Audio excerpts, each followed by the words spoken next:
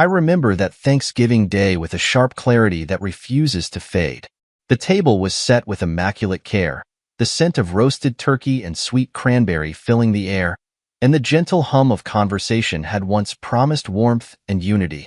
But as I sat there, a devoted husband and a passionate artist, I felt an icy dread creeping in. I had always believed that art was the purest expression of the soul, yet here I was, surrounded by a family whose laughter now cut deeper than any knife. Midway through the meal, as I reached for a serving of mashed potatoes, my eyes met those of my lifelong friend, whose supportive grip on my arm silently conveyed that I was not entirely alone in this chaos. In that moment, my wife's family, led by a commanding, icy figure, the matriarch whose words had always carried a sharp edge, burst into mocking laughter. Before I could fully grasp what was happening, a crisp envelope was thrust into my hand. The shock paralyzed me. I could barely process the cruel irony. These were divorce papers, severing what I thought was an unbreakable bond. My wife's eyes, caught between duty and sorrow, flickered with a mixture of regret and resignation, while her sister-in-law, a vindictive presence, reveled in every second of my humiliation. The air thickened with the weight of betrayal as I realized that my passion for art, which I had poured into every brushstroke over the years, was being derided as trivial by the very people who should have supported me. In that oppressive silence punctuated by cruel laughter, I felt my dreams shatter alongside the remnants of my pride. My mind spun with conflicting urges, to lash out with words as fierce as the insults hurled at me, or to retreat inwardly, processing the shock in silence while formulating a plan in the hidden recesses of my wounded heart. I stood at a crossroads, and in that private moment of decision, I questioned whether I should respond immediately with defiant words that could burn bridges irreparably, or withdraw into a reflective silence, biding my time to unleash a more calculated counterattack. The internal dialogue was fierce. A torrent of emotions surged through me as I weighed my options. My desire to reclaim my dignity versus the sting of humiliation that threatened to paralyze me. I remembered how art had always been my refuge, the one sanctuary where my soul could speak without inhibition. The thought of my shattered paintings, the very embodiments of my vulnerability and passion, went through my mind, and a cold resolve began to form amidst the wreckage of my emotions. Even as my wife's family continued their merciless laughter, I sensed that my response could not be merely reactive. Instead, it had to be the spark that ignited a new journey, one where every brushstroke and every line of strategy would serve as a testament to my resilience. I felt an odd mixture of pain and determination swirling inside me, as if every insult, every mocking glance, was fanning the embers of a long-dormant rebellion. In that charged moment, I made a silent promise to myself. I would transform this humiliation into a stepping stone for a grander retribution. I could almost hear the muted echo of my own inner voice urging me to choose wisely. Should I let anger dominate my words, or channel this bitter disappointment into a meticulously crafted plan that would restore not only my self-respect but also reclaim what was rightfully mine? Even now, as I recount that harrowing Thanksgiving, I understand that the choice I made that day was the turning point of my life. A decision to turn pain into power, humiliation into strategy, and to rise from the ashes of a shattered celebration. I knew that every moment that followed would be steeped in both the scars of betrayal and the promise of a bold, transformative comeback. The day continued in a surreal haze, the festive chatter now a distant memory overshadowed by the stark reality of my crumbling marriage. I sat there, numb and contemplative, as the room filled with murmurs and sidelong glances. Every second was an interactive moment, a choice that reverberated in the hidden corridors of my mind. Even as I considered speaking up, a voice inside me questioned whether now was the right time for a public confrontation, or if silence would allow me to gather my strength and later unveil a carefully orchestrated masterpiece of retribution. This inner debate, raw and immediate, set the stage for the transformation that would soon consume my life. And so, as the final notes of that ill-fated Thanksgiving faded away, I embarked on a journey that would lead me to reclaim not only my creative spirit, but also the legacy that had been callously taken from me. I stepped away from that table, from that moment of betrayal, with a resolve as unwavering as it was painful. The decision was made. I would not allow their cruelty to define me.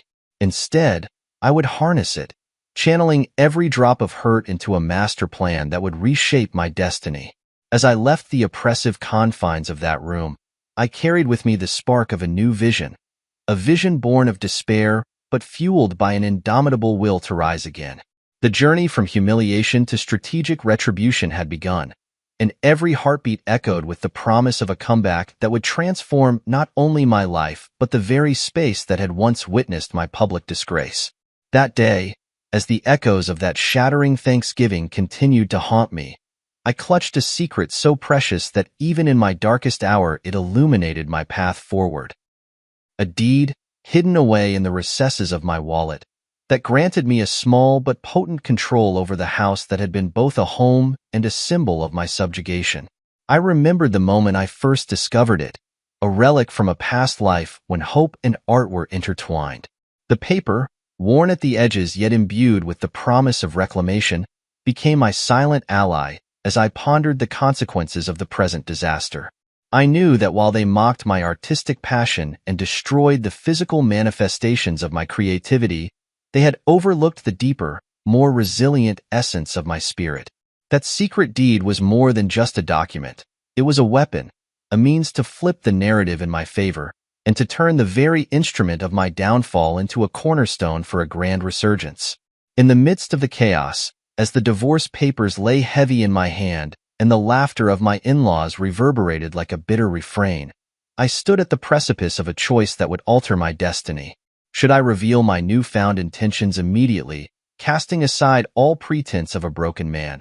Or should I conceal the secret weapon until the time was ripe to strike back with surgical precision? The internal dialogue was agonizingly clear. Each path carried its own risks and rewards, each a turning point that could either lead me deeper into the abyss of despair or up toward the light of redemption and revenge. I grappled with the idea that while my art had been disrespected and destroyed, its underlying spirit had never truly perished. It would only need the right catalyst, a moment of profound inspiration born from suffering, to ignite a transformation so magnificent that even those who had scorned me would be forced to acknowledge my strength. That day, as I navigated the storm of emotions swirling around me, I began to plot my comeback in silence. The decision to hold on to the deed, to let the spark of retribution smolder in the shadows for a while longer, was not made lightly. It was a choice born of deep introspection, a calculated step away from immediate confrontation toward a future where every action would be measured, deliberate, and devastatingly effective. I was not merely a man who had been wronged. I was a man reborn in the crucible of betrayal, armed with an unyielding resolve and a secret that would soon transform my life into a canvas of magnificent vengeance and eventual renewal. In that transformative moment, I resolved that the next steps of my journey would be guided by a quiet fury, a determination to reclaim every ounce of dignity and creativity that had been so callously stripped away from me. With every ounce of pain fueling a fierce determination, I left behind the shattered remnants of that Thanksgiving, carrying forward the spark of retribution that would ultimately reshape my destiny. The internal choice, made in the quiet recesses of my wounded heart, marked the beginning of a journey where every decision, every brushstroke of my artistic soul, would be a testament to the fact that even in the face of public disgrace, one can find the strength to rise again, transforming heartbreak into a legacy of defiant rebirth. The moment I held those divorce papers in my hand, my world shifted irreversibly. I clutched the envelope as if it were both a death knell and a summons to arms, its crisp edges a reminder of the finality of what I was losing. Yet as my eyes scanned the words that severed my marital bond, my mind raced to the secret I had safeguarded for years, a deed to the house that loomed large in my memories, a silent promise of power that I had once tucked away. This deed, so inconspicuous in its hiding place within my wallet, became a lifeline in that bitter hour. Even now, the cold sting of betrayal was accompanied by a faint, yet undeniable, glimmer of hope. I recalled the countless times I had painstakingly nurtured my art in the quiet solitude of my studio, each piece a part of my soul that I had allowed the world to see. But the cruelty of that Thanksgiving night had rendered my art as nothing more than an object of ridicule, and my paintings, each a testament to my passion, lay scattered and broken, much like my spirit. Amid the chaotic symphony of laughter and derision, I realized that this document was not just a legal formality but the seed of a revolution, a tool that could transform my suffering into a weapon of reclaiming power. In that tumultuous moment, the world around me blurred into insignificance, and all that remained was the weight of the paper in my hand and the burning question. Should I announce my intentions immediately, letting the world know that this was not the end but merely a new beginning, or should I hold this secret close, allowing it to incubate into a plan of precision and elegance? The internal debate was both painful and exhilarating. Part of me yearned to shout defiance to everyone present, to dismantle the farce of their superiority with a few incendiary words that would echo in every corner of that stifling room. Yet another part of me, the part that had learned the language of art and the virtue of patience, whispered that the true masterpiece was not created in the heat of impulse, but through the deliberate, methodical construction of one's own fate. I weighed the possibility of immediate confrontation, a storm of raw emotion that might shatter the fragile pretenses of our past life, against the calculated brilliance of a plan executed with cold, artistic precision. Every fiber of my being vibrated with the potential for rebirth. I recalled the countless nights spent in solitude, the quiet conversations with canvases that had absorbed my pain and transformed it into beauty. The deed to the house, long hidden from the prying eyes of those who sought to undermine me, now shone like a beacon of possibility. Its presence in my wallet was both a comfort and a clarion call to arms. I could almost feel its weight urging me to step beyond the role of the defeated husband, to assume the mantle of the artist-warrior who would reclaim what was rightfully his. This was the turning point where every hurtful word, every act of disdain hurled at me by my wife's family, would be repurposed into a symphony of revenge and revival. I closed my eyes and let the decision simmer within me. There, in the quiet recesses of my mind, the blueprint of my future began to take shape, a plan where my art would no longer be a silent bystander to my pain, but an active participant in my comeback. It was in that crucible of despair that I resolved to turn the very instrument of my downfall into the cornerstone of my resurgence. The choice was mine alone to make, and as I took a deep, steadying breath, I felt the contours of a new destiny forming around me. I would keep the deed secret a little longer, allowing its latent power to build until I was ready to strike. A move that would not only reclaim the physical house, but also reconstruct the shattered fragments of my identity. That day, as the echoes of that life-altering moment reverberated in my heart, I understood that even the cruelest blow could be transformed into the raw material for an unparalleled comeback. With the deed as my silent ally and the fire of my determination kindled anew, I began to plot a course that would see me rise from the ashes of humiliation to claim a legacy that was unequivocally my own. The internal choice, made in that fateful instant, was the spark that ignited the flames of a rebellion that would redefine my life and, in time, force everyone who had once belittled me to confront the truth. That no matter how devastating the fall, one can always rise again, stronger and more resilient than ever before. The crescendo of my despair reached its peak as the remnants of my once sacred art lay strewn across the floor, a shattered gallery of memories and dreams. Each torn canvas, each ruined painting, bore the scars of my vulnerability and the searing insults of my in-laws, their cruelty etched into every broken brushstroke. I stood amid the ruins of what I had lovingly created over the years, and the pain that surged through me was both physical and emotional, a wound so deep that it threatened to consume every part of my being. But as I surveyed the devastation, a strange sensation began to stir within me, a mix of sorrow and a fierce, burning determination. The very art that had once been my refuge had been desecrated, yet its destruction awakened something dormant inside me. The realization that art, in all its raw honesty, could also be my armor. The canvases that lay in ruins were not just reminders of what had been lost. They were also the embers from which a new vision could be forged. I recalled the countless hours spent in my studio, the intimacy between my soul and the colors that danced on the canvas, and it was in that recollection that I discovered the seeds of my rebirth. Every insult, every malicious sneer, now took on a different hue, a hue that transformed sorrow into a resolute call for retribution. I felt the heavy weight of humiliation transform into the vibrant pulse of creative fury. In the midst of this internal storm, I found myself at a crossroads. Should I succumb to the tidal wave of anger and lash out impulsively, or should I harness the destructive energy and channel it into a meticulously crafted plan? A plan that would elevate my artistry from mere expression to an instrument of defiant revenge? The internal choice was monumental. It was a moment where raw emotion met calculated strategy, where the wreckage of my past could be reassembled into a blueprint for a triumphant comeback. I envisioned a future where every discarded fragment of my art would serve as a stepping stone toward a masterpiece that told a story of resilience, a story where the very act of creation would be an act of defiance. In that turbulent moment of introspection, I recalled the advice of the mentors who had once guided me through the labyrinth of artistic expression. They had taught me that beauty is born out of chaos, that the most poignant masterpieces arise from the ashes of adversity. This wisdom resonated now more than ever, urging me to see the destruction not as the end, but as the fertile ground from which a new narrative could emerge. A narrative where my art would be both the shield and the sword in a battle against those who sought to diminish me. With every beat of my heart echoing the rhythm of retribution, I resolved that I would not let my anger be a blunt instrument of rash violence.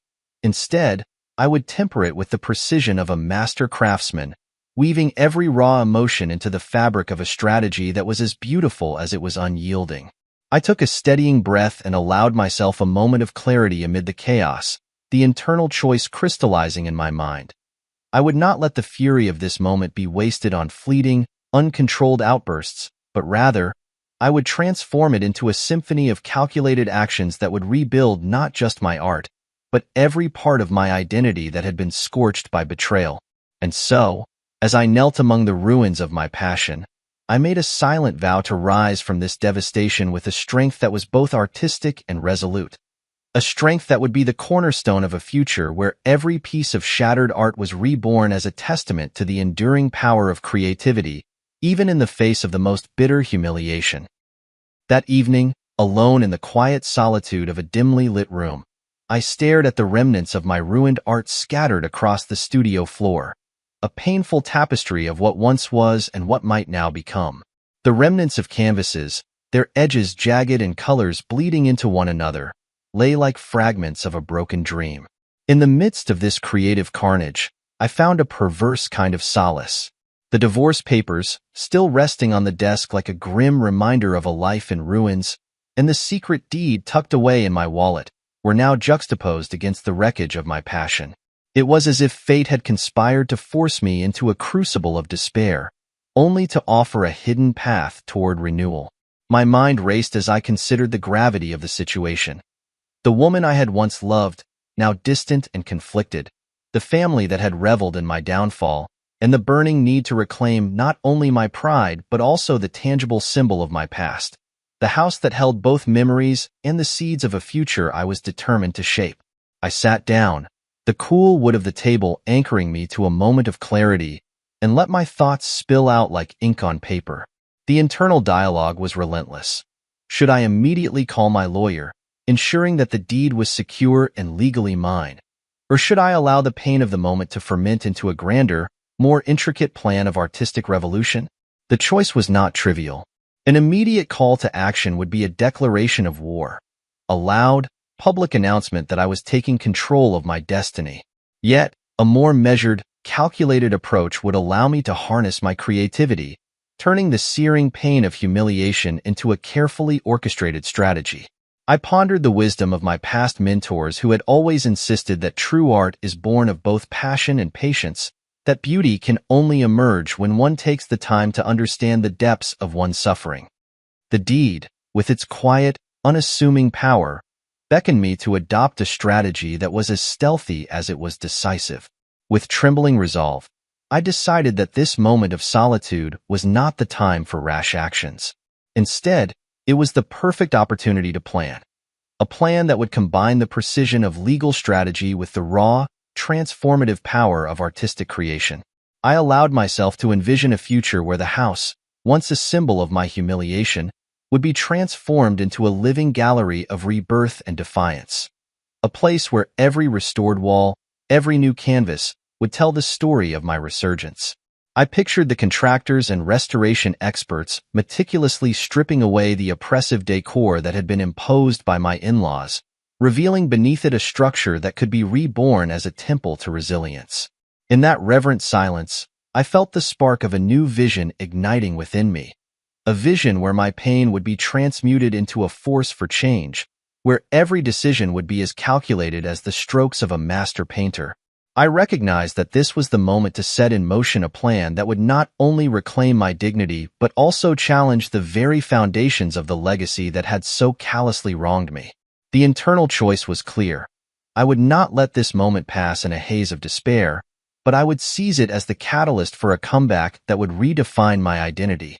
With that resolute thought anchoring me, I gathered the shattered pieces of my artistic soul, vowing that each one would be meticulously reassembled into a mosaic of revenge and renewal. The divorce papers, the deed, the ruins of my art, all became the building blocks of a future that I would craft with deliberate, unyielding precision. In that quiet, solitary hour, I resolved that the next steps of my journey would be as much about reclaiming my legacy as they would be about redefining what it meant to be an artist scorned by a world that had forgotten the true meaning of beauty and passion. I retreated to my private sanctuary, the studio where my soul had once found refuge in every brushstroke and every splash of color. And there, amidst the familiar chaos of scattered brushes and paint-splattered canvases, I began to see beyond the immediate devastation. The oppressive weight of humiliation was gradually lifted as I allowed myself to view the ruins as a blank slate, a space where new ideas could ferment and blossom. In that hallowed space, memories of my earliest days as an artist came flooding back. The long nights spent experimenting with vibrant hues, the guidance of mentors who had believed in the transformative power of creativity, and the whispered promise that beauty could indeed rise from the most unexpected places. I sat at my easel, my hands trembling not with fear, but with the anticipation of a rebirth that could only be born out of profound loss. I recalled every insult, every sneer that had been directed at my work, and transformed them in my mind into a swirling vortex of inspiration. The internal dialogue was immediate and visceral. Should I allow the raw anger of the moment to dictate my next creation, letting each furious stroke bleed into the canvas, or should I temper that passion with the wisdom of healing, creating a piece that balanced the ferocity of my emotions with the quiet promise of renewal? The decision was mine alone to make, and in that singular moment of choice, I felt the weight of my past and the potential of my future converge. My gaze fell upon the hidden deed that lay safely in my pocket, a silent witness to the possibility of reclaiming control over the house that had once embodied my humiliation.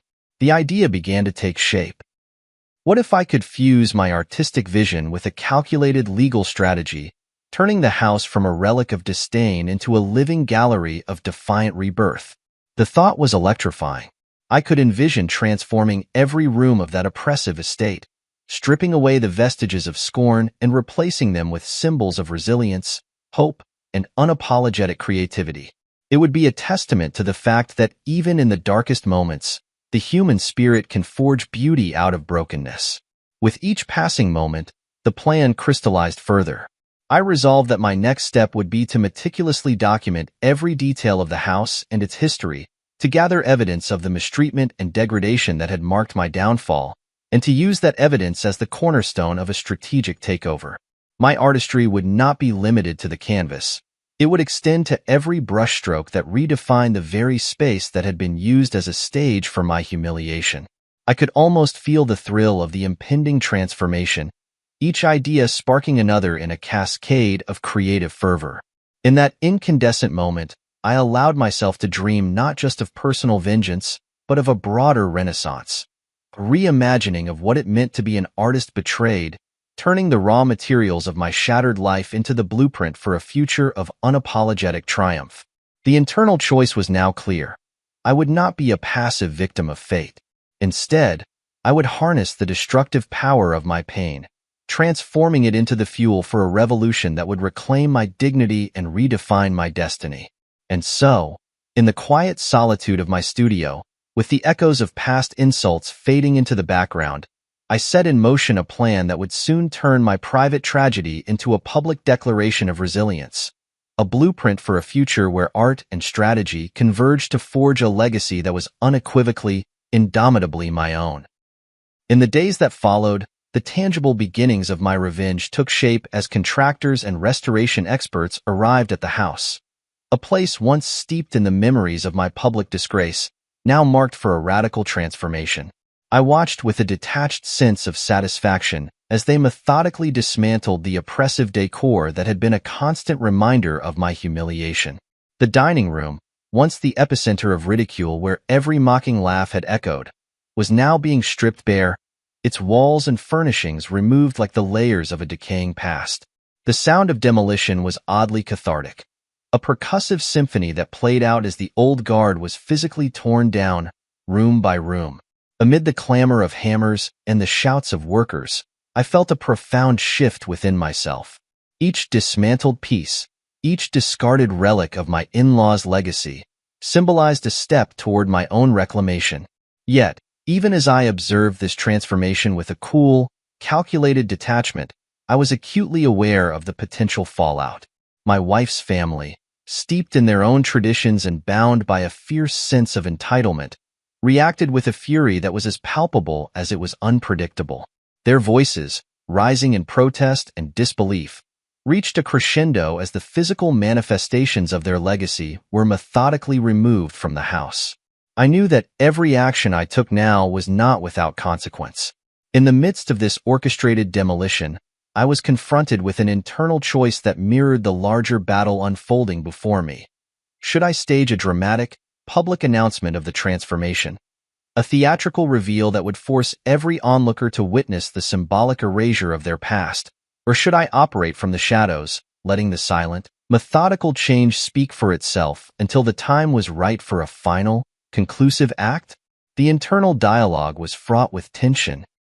The allure of a grand, public spectacle was pitted against the seductive power of subtlety, a strategy that would allow me to maintain control while the seeds of my revolution took root in quiet precision. I weighed the risks carefully. A dramatic announcement might electrify those who had underestimated me, but it could also provoke a backlash that would make my eventual triumph more contentious. On the other hand, a silent coup would allow me to work unimpeded, carefully crafting every detail of the takeover without the distraction of external pressures. As I walked the perimeter of the transformation site, my mind raced with visions of the future, a house reborn not as a mausoleum of disgrace, but as a living, breathing gallery of rebirth and defiance. I envisioned each room meticulously restored to reflect the triumph of resilience over tyranny, where every brick, every beam, would bear the subtle mark of my reclamation. This vision, however, came with its own set of challenges. I had to decide whether to reveal my hand now, to let them witness the metamorphosis as it unfolded, or to keep the details close to my chest, unveiling them only when I was certain that my victory was complete. The internal choice was as critical as it was daunting, a moment where the scales of public spectacle and quiet control balanced precariously on the edge of my determination. As the workers continued their relentless progress, I felt a stirring of hope that was both daring and dangerous. A hope that the destruction of the old could indeed herald the birth of something truly magnificent. With each passing hour, as the oppressive symbols of my past were reduced to dust, I resolved that the unveiling of this transformation would be a statement of both revenge and rebirth. It would be a declaration that the forces that had once sought to crush my spirit would now witness the triumphant resurgence of an artist who had turned humiliation into the raw material of a new legacy. And so, with the roar of demolition echoing in the background, I steeled myself for the next chapter of this revolution, one where the internal choice of public display versus silent control would ultimately define the nature of my victory and the future of the legacy I was so determined to reclaim. The confrontation with my wife, long anticipated and laden with the weight of unspoken truths, arrived in a moment that felt both inevitable and surreal. We met in a quiet, private room away from the prying eyes and simmering tensions of the transformed house, a place that had, until now, been the silent stage for our shared history of love, betrayal, and loss. As I looked into her eyes, I saw the reflection of our past, the smiles, the promises, and the quiet moments that had once defined our union. But now, in that charged atmosphere, those memories were overlaid with the jagged scars of our recent downfall.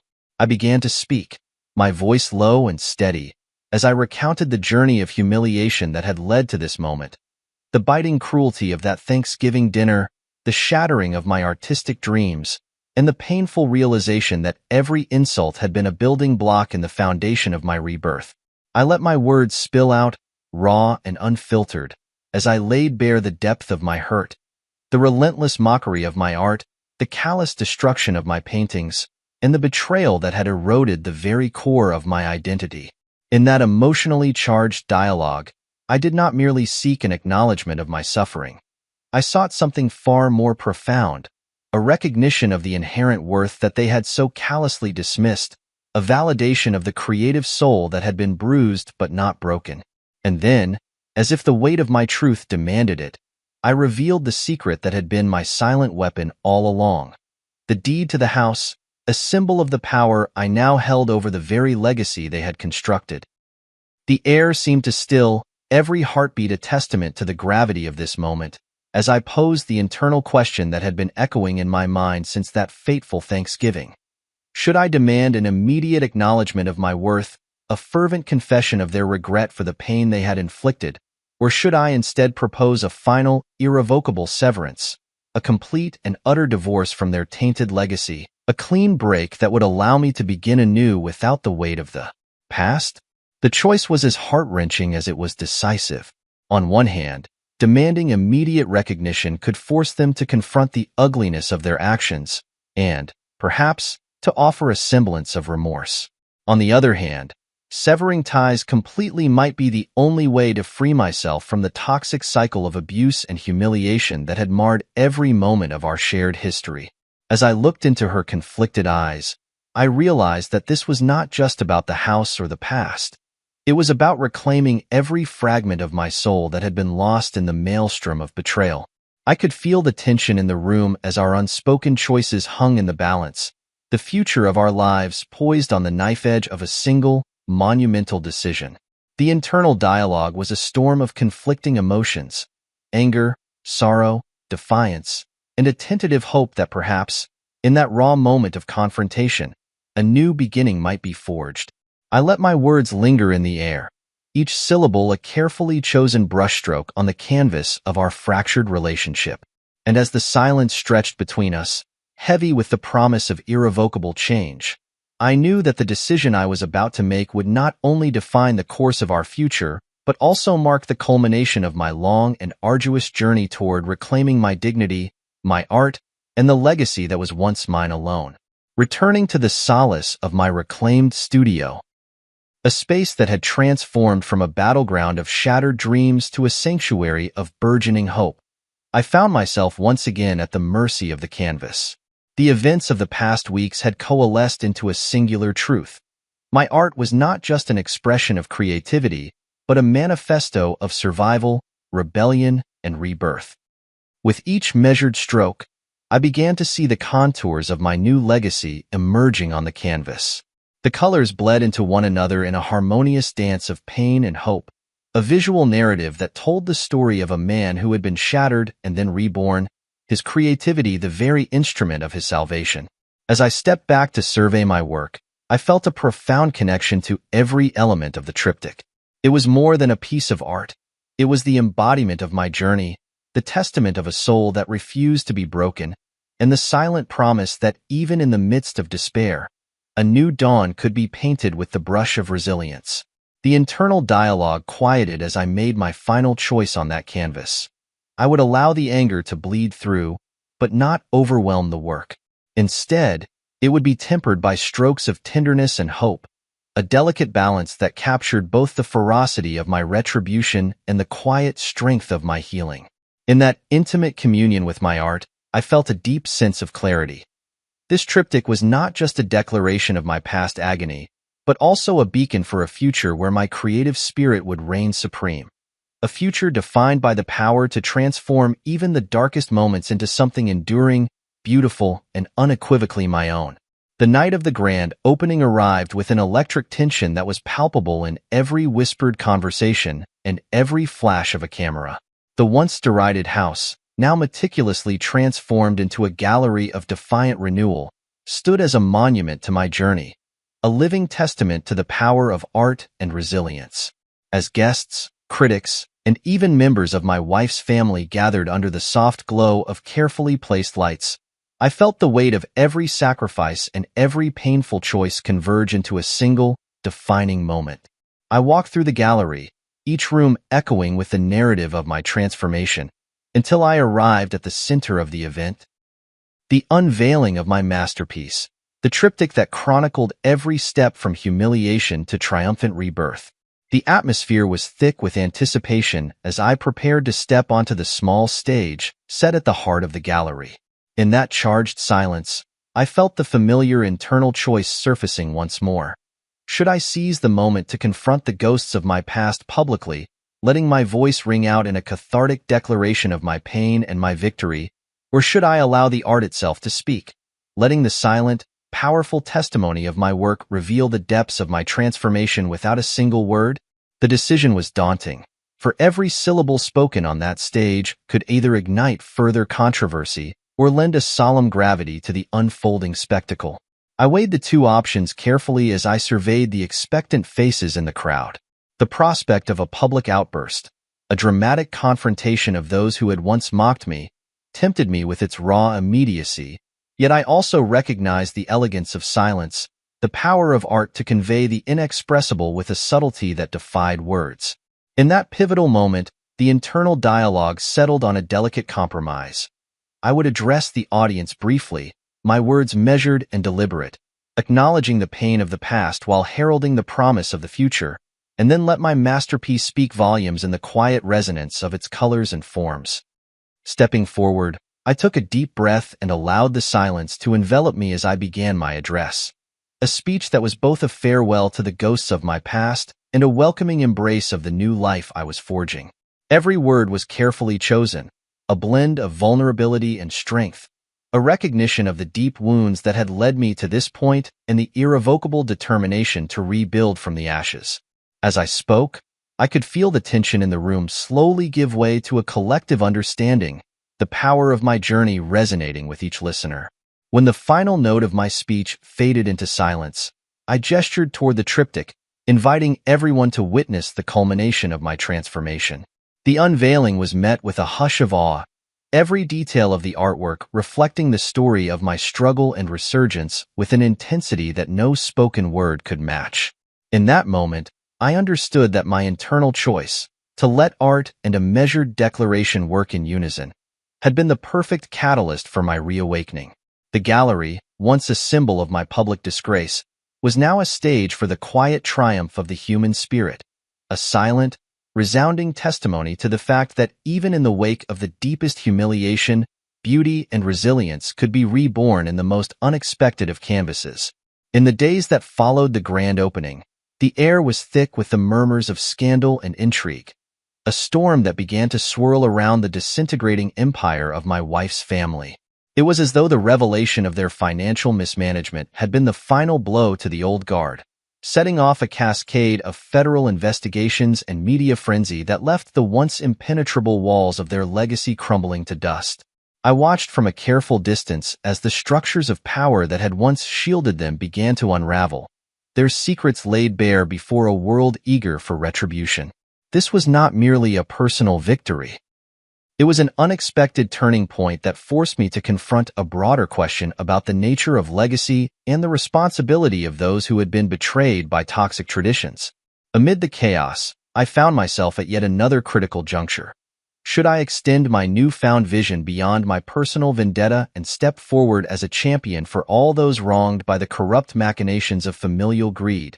Or should I focus solely on cementing my own artistic and personal triumph, leaving the battered remnants of their empire to crumble without my interference? The internal debate was as complex as it was urgent, pitting the desire for collective justice against the need for personal vindication. I recalled the countless times I had been dismissed as a mere artist, an emotional, broken man whose only contribution was a series of impassioned canvases. But now, armed with a plan that had transformed my personal tragedy into a spectacle of retribution, I had the opportunity to redefine my role. I could become the beacon for others who had suffered under the weight of toxic family legacies, channeling my pain into a broader movement for accountability and renewal. Yet, the allure of a solitary victory, the satisfaction of knowing that I had reclaimed every shard of my dignity and transformed a symbol of disgrace into a monument of personal triumph, was equally compelling. I weighed these options carefully as I surveyed the unfolding chaos. Extending my reach might open the door to a movement that could topple entrenched systems of corruption, but it also risked diluting the intimate, personal nature of my comeback. On the other hand, focusing exclusively on my own legacy would allow me to craft a narrative that was singular and uncompromising, a testament to the fact that even in the face of overwhelming adversity, one can forge a future of unassailable beauty and strength.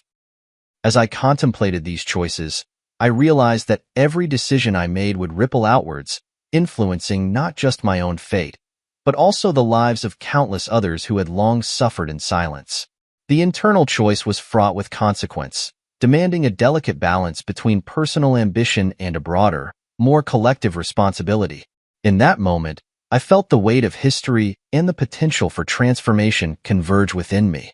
I resolved that while my primary focus would remain on solidifying my personal artistic legacy, ensuring that the house, the gallery, and every brushstroke served as a testament to my resilience, I would also keep an open door for those who sought to challenge the corrupt traditions that had once held me captive. The fallout from the scandal had unleashed a tide of change that was unstoppable, and in that tumultuous wake, I found a renewed sense of purpose. To become not just an artist reclaiming his own destiny, but a subtle, yet potent, force for change in a world where justice had long been a whisper drowned out by the roar of entrenched power. The internal choice was now a call to action, a pledge that my journey would not end with my own victory, but would instead serve as a catalyst for a broader renaissance, a subtle revolution painted in bold strokes on the canvas of a broken, yet hopeful, world. Standing amid the transformed gallery, now a living monument to my journey from humiliation to redemption, I found myself on the precipice of a future that shimmered with possibility. Every wall, every carefully restored room, bore the quiet testimony of resilience and renewal. The house, once a place of scorn and derision, had been recast in a new light, a space where the echoes of past betrayals had been replaced by the vibrant pulse of reborn creativity. As I surveyed this breathtaking transformation, I felt the culmination of every choice I had made along the way. The painful thanksgiving, the secret deed that had sparked a revolution, the relentless destruction and subsequent rebuilding, the bitter confrontation, and the triumphant unveiling of my art. In that final, poignant moment, I stood before an audience both public and private, ready to deliver the closing words of a journey that had redefined everything I once held dear. My mind raced with the internal dialogue that had been my constant companion throughout this odyssey. Should I extend an olive branch to those who had wronged me, a gesture of forgiveness that might offer a chance at healing, or should I leave them behind, severing the ties that had so long shackled me to a past steeped in bitterness and regret? The decision was as delicate as it was monumental. Forgiveness, I knew, was a double-edged sword. It had the power to liberate, yet it could also invite complacency, a reminder that wounds might not fully close without a measure of retribution. As I stepped forward to address the gallery one last time, every word was imbued with the weight of my journey, a journey that had transformed every scar into a brushstroke of defiant beauty. I spoke not only of the darkness I had endured, but also of the profound power of restoration and the promise of new beginnings. I acknowledged the pain, the betrayals, and the lost dreams, yet I celebrated the fact that from those very depths, something magnificent had emerged, a future entirely my own, unmarred by the shadows of the past. In that moment of final choice, I allowed myself the freedom to envision a future unburdened by the need for vengeance, a future where my art and my life could stand as a beacon of hope and resilience. I left the decision open-ended, a silent promise that the legacy I was building would be defined not by the bitterness of retribution, but by the enduring beauty of transformation and renewal. The internal choice, made in the crucible of every hardship I had faced, was now etched into every corner of that gallery, a final testament to the fact that even in the face of overwhelming despair, one could reclaim their destiny and paint a new dawn with the vibrant hues of hope, courage, and an unyielding creative spirit. As I stepped away from the podium, the future stretched out before me, a canvas yet to be filled, a legacy waiting to be written in bold, unwavering strokes that promised not only restoration and redemption, but also the enduring power of art to transform even the most shattered of lives.